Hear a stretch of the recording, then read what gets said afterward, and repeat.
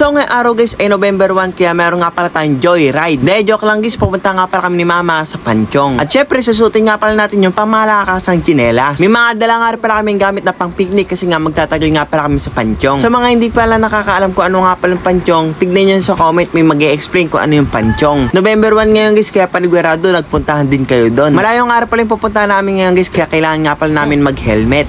Abutan nga rin pala kami ng init doon kaya kailangan nga rin pala namin mag-jacket. After isang oras namin sa biyahe guys, sa wakas napunta na rin kami dito sa sementeryo. Dito nga pala sa amin ay ang dami nga pala mga pagkain pwedeng bilhin. At yung hindi nga pala nawawala dito guys, ito nga pala ang Chowking. Pero yung karamihan tinitinda dito guys, ito nga pala ang pastil. So bakit ba kami nandito at sino yung pupuntahan namin? Yung pinuntahan nga pala namin dito guys ay si Tatay Skincare. Literal na clear skin. Huh? So ayun guys, once nga lang pala kami pumunta dito kaya pinalinis na namin yung lapida niya. Yung pagpapalinis nga pala dito, 300 pesos na agad. Dahil hindi nga pala kami nag-umagahan, nagutom kami kaya pumunta na nga pala ako dito sa Chowking para bumili. At dahil wala nga pala kaming panulak, bumili nga pala ako ng fruit juice. Grabe, ang sarap niya kasi sobrang lamig. So ganito nga lang pala yung style namin dito guys, wala kaming dalang pagkain kaya bumili na lang kami. At for the first time guys, nakakita nga pala ako ng karne sa Chowpan. At ayun nga guys, habang nakain nga pala kami, nakita ko nga pala tong sunog. Grabe, lumalaki siya. Kaya pala habang kumakain kami, amoy plastic, ito pa rin naamoy ko. Hindi naman to nagtagal guys kasi may mga bumbero nga pala nagpapatrol dito. Kompleto nga pala sila dito, meron nga pala bumbero, sundalo, polis. Hindi nga pala nila to ginamitan ng fire extinguisher. Ginamitan nga lang pala nila to ng lupa. Bala ko sana itong buhusan ng tubig, buti na lang hindi ako naging bida-bida. Dati nga pala guys, sobrang crowded nga pala dito sa lugar namin. Pero ngayon kumunti na yung tao. Tapos nung tirik na nga pala yung araw guys, ay napagpasya na nga pala namin ni mama na umuwi. Kasi guys, kahit meron na nga pala kaming habong ay tumatugos pa rin yung init. At nung pagsapit naman ng hapon ay pupunta naman kami kala lola. Lahat nga pala kami ng side namin guys ay pumupunta kami dito. Si lola nga pala yung dahilan kung bakit nga pala mahilig sa mga prutas. At yung favorite na lutuin nga pala ni lola guys ay ito nga palang sotanghon. Ito yung nakakamiss sa kanya guys kapag merong handaan, ito talaga yung hindi mawawala. Ang kaso guys, hindi namin magawa kung gaano siya kasarap magluto nito. Nag-aambagan nga rin para kami ng mga pagkain dito pero yung ambog ko lang ay kumain. Ganito yung setup namin guys tuwing undas. Nagpupuntahan kami dito guys para magsama-sama kumain. After ko nga pala kumain guys ay bibili naman kami ng yelo. Meron kasi kaming soft drinks kaso hindi malamig. Dalawa na rin yung binili namin kasi wala kaming cooler. At habang pauwi guys ay may nakita nga pala nagtitinda ng pizza kaya ayan bumili na ako. Sa mga ganito pizza guys ay sarap to sarap ako kasi nga cheesy, malambot at ito na rin yung kinalakihan namin. Maya guys nagpunta na rin dito sa Buy Ubo para makikain. Gusto nga pala niya ng sotanghon kaya ayan bibigyan ko siya ng plato. Gabi na nga pala to guys kaya magpo-food trip na rin ako. Ito na yung oras para mag-ambag ako para sa kanila. Sayang kasi guys yung mga pagkain dito parang hindi binabawasan. Kayo guys may picture ba kayo na sama-sama? Meron din ba kayo mga pagkain? Ano yung mga favorite nyong kinain? Ako kasi guys, itong sotanghon tsaka itong baluwag. Nagkami na nga rin ako dito para lalong sumarap yung pagkain. At ayun guys, meron nga rin pala kami pizza dito na pang mayaman. Kaso hindi nga pala ako tumikim kasi nga nakaubos na nga pala ako ng isang box ng golden pizza. Kayo guys, ano mas trip nyo? Yung pang mayaman na pizza o yung normal lang?